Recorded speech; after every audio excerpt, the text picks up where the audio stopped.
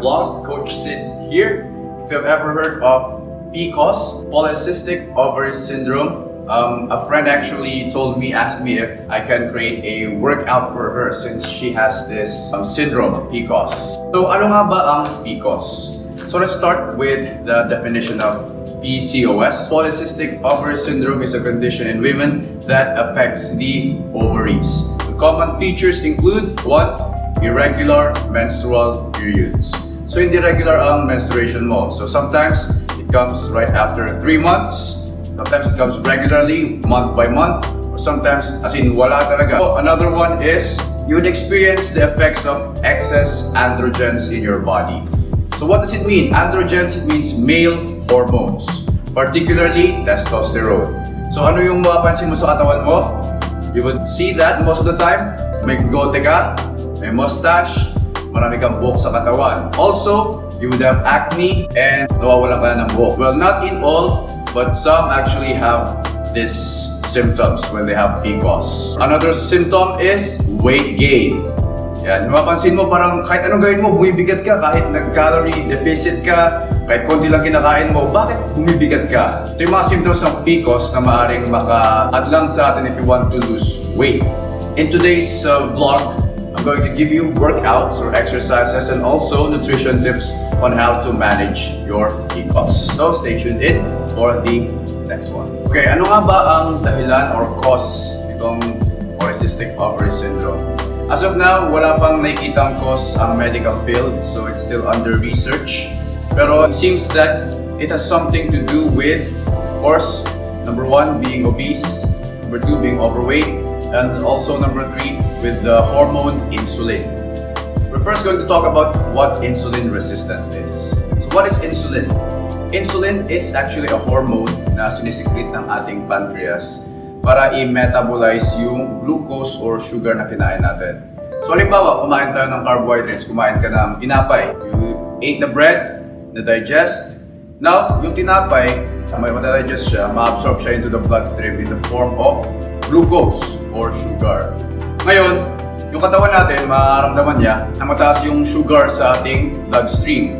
So anong gagawin ng katawan? I-lower niya yan by having the pancreas secrete insulin. So this insulin actually goes into the blood where it shuttles the sugar into the liver para maging extra energy to be used or to be stored as body fat. So yun yung role ng insulin.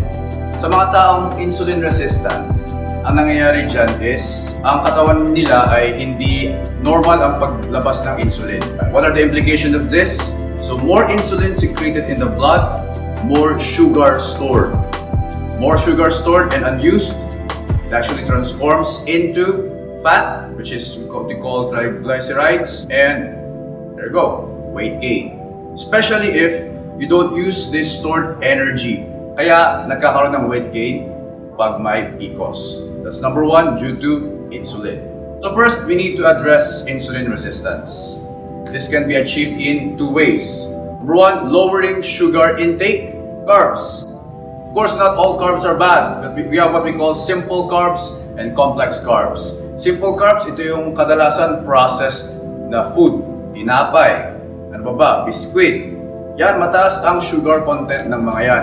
At mabilis ma-absorb ng ating tiyan papunta sa ating dugo. Mas mabilis ma-absorb, mas madalas ang paglabas ng insulin.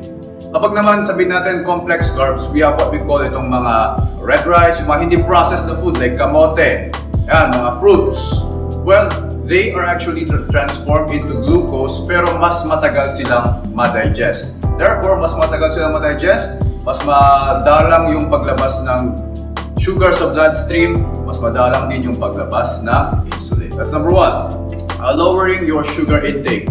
How do we do that? You actually have a lot of options. Number 1, konting kain lang sa mga carbs. Number 2, go into a low-carb diet. Low-carb diet, it means either you eat just like 5% of carbs and the rest of your energy would come from fat and protein. Second would be ketogenic diet. So there's a big difference with low carb and ketogenic. Kasi sa ketogenic, you're going to really set your macros. So 5% strictly lang ang carbs. Sa low carb naman, you can go up to 10% 12%, 20%, as long as dominant pa rin yung fat and protein. So if you're going for low carb diet, make sure that the carbs you take are complex carbs. So mas damihan mo pa yung unprocessed na carbs. Marami na tayong substitute dyan para sa white rice. Pwede yung mag-red rice, pwede yung mag-kamote. And there are a lot more of substitutes. Just have to search Google for it. Another factor is yung gluten. So make sure you go for gluten-free food.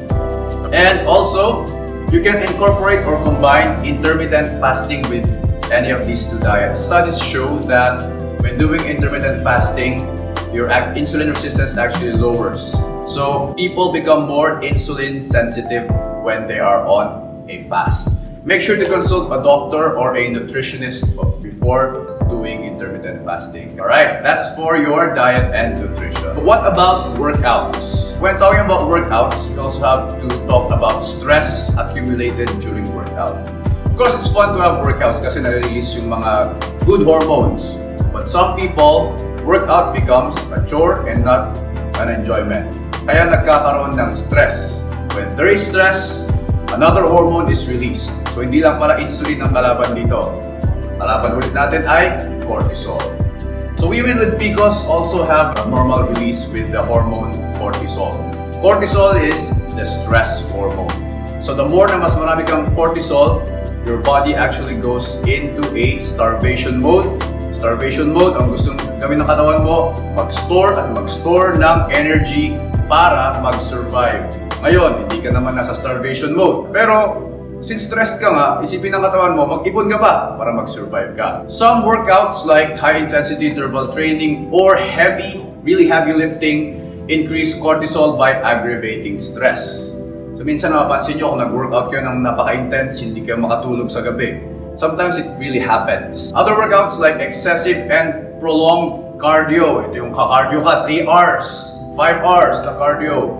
It's also bad because it can induce stress, especially if you have this condition called PCOS. And more cortisol causes increased hunger and appetite as the body tries to store more energy to survive stress.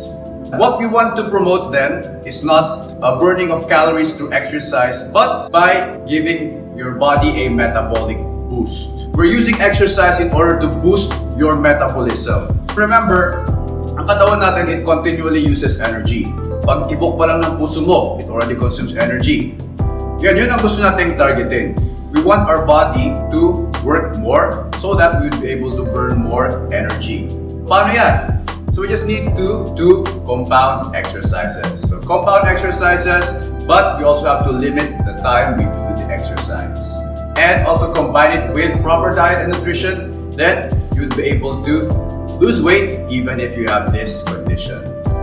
Okay, now let's proceed to the workouts that I have prepared for you. Knowing all of these things, I actually have prepared a workout program for you which you can follow for the next 4 weeks. So ang guide ko lang dito is you can do this, let's say 3 to 4 times a week, and you can switch workouts A and B. So pwede siyang alternate. Let's say Monday you do workout A, Tuesday you do workout B, Wednesday you rest, and so on and so forth. Make sure to follow up with the diet. So hindi lang pwedeng exercise lang. You should couple it with nutrition. Proper nutrition, proper results.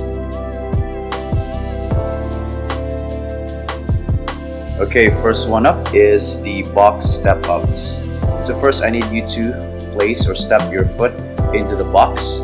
Then as you come up, bring the opposite knee towards your chest.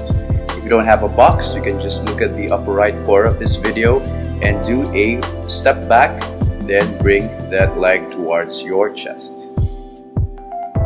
Okay, so for this, try to do at least 16 reps for 3 sets. Next up, we have the jumping jacks.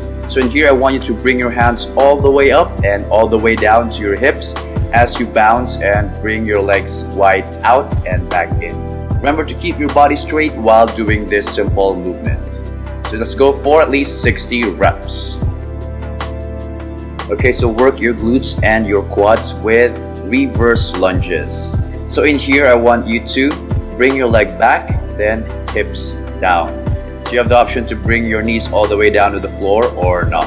But let's go for at least 8 to 12 reps for 3 sets. Okay, elevated push-ups. So look for an elevated platform and do a push-up from there. So bring your chest all the way down and use your triceps to press and lock your elbows up at the top, keeping your body straight. Aim for 8 to 12 reps for 3 sets. Okay, so when doing crunches, so I want you guys to lie down on the floor, raise your shoulders off the floor and make sure you crunch and feel the tension in your abdomen, especially your abs. So you're gonna do this for at least 10 reps for 3 sets. Okay, we can never neglect jogging or running. So I want you guys to jog for 250 to 500 meters. But if you don't have enough space, you can just jog in place or do high knees in place for 3 minutes.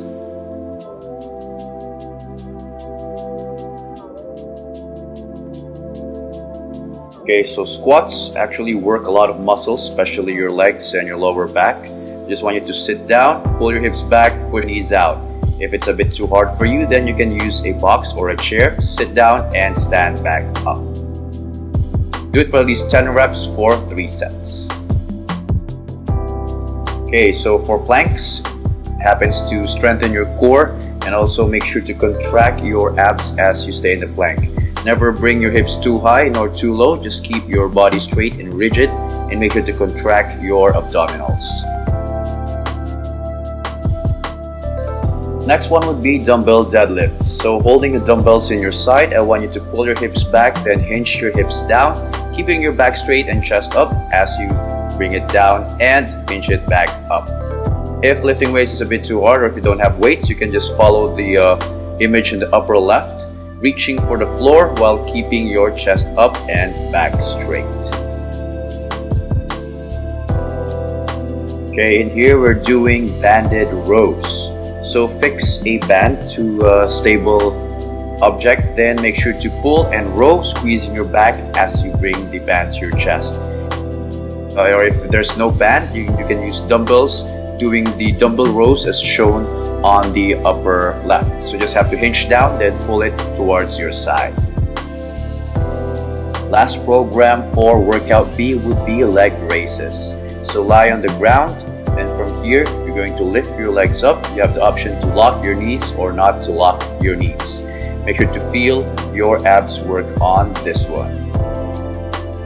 So do for at least 8 to 12 reps for 3 sets.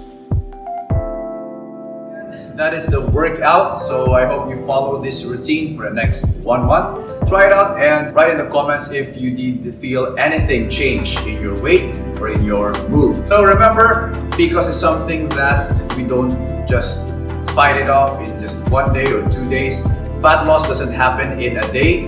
Fat loss happens slowly, gradually, but it's gonna be worth it once you see it. So it might take months, it might take a year even, pero sulit naman kapag na-achieve mo na yun. Not only will you be looking better, but also you will be healthier. Coach Sid again here. If you have any questions, just drop it in the comments. Make sure to subscribe for more videos. See you again on the next vlog episode.